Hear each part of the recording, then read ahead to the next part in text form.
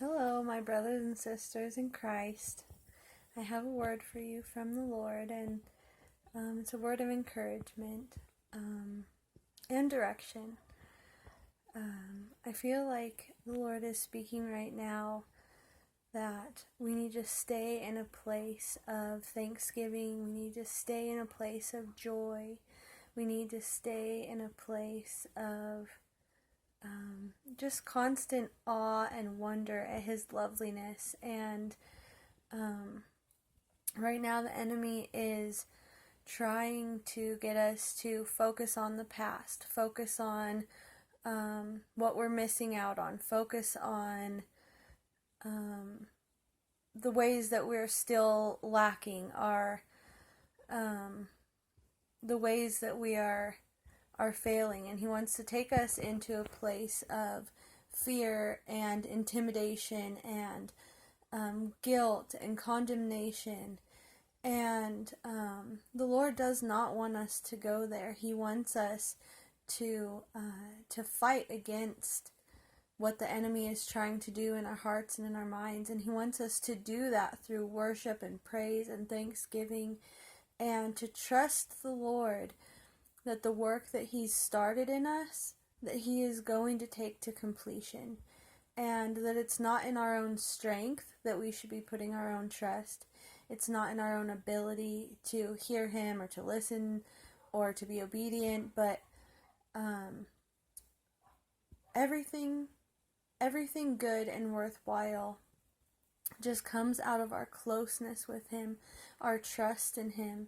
That is the work that the Lord told us to do, is to trust Him. And we can't trust Him if we don't know Him. We have to spend time with Him and be in the Word and have experiences with Him personally on a one-on-one level before we're able to do that. We can't trust somebody that we don't know and that we don't know has our best interests in heart. And as we get to know the Lord and He continues to just show us how much He loves us, how kind He is, how strong He is, how mighty He is in battle, as we have our own experiences and our own relationship with Him, then we're able to trust Him further and further and further and walk in faith more and more and more. And so this is just an invitation to all of you to just take some time every day and just spend time with Him, get to know Him, talk to Him, and don't feel like you have to talk to Him in any kind of a sugar-coated kind of way. He can handle any way that you want to talk to Him as long as it's truthful. You know, if you're worried about something, be honest to Him. Tell Him that you're concerned about it. And He will show you the truth behind what you're dealing with.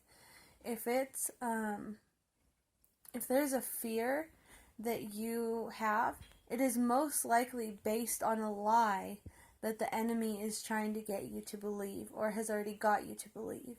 And so when you bring these things to the Lord honestly and you tell Him, this is where I'm at, this is what I'm struggling with, He is so faithful to replace the truth. And just ask Him, or to replace the lies with truth.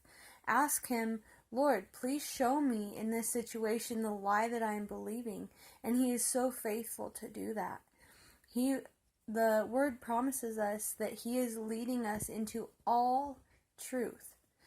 And just trust Him. Trust His timing. Trust His work. Trust His ability. When you see your own inability, when you see your weaknesses, that's just an opportunity to trust God, that He is more powerful. And you can tell Him that. Tell Him, Lord, you are more powerful than my insecurities. Lord, you are more powerful than my fears. You are more powerful than this thing I'm struggling with, my health. And just begin to use your words to proclaim truth. He is the God of truth, and we can engage with him and engage spiritually on that level.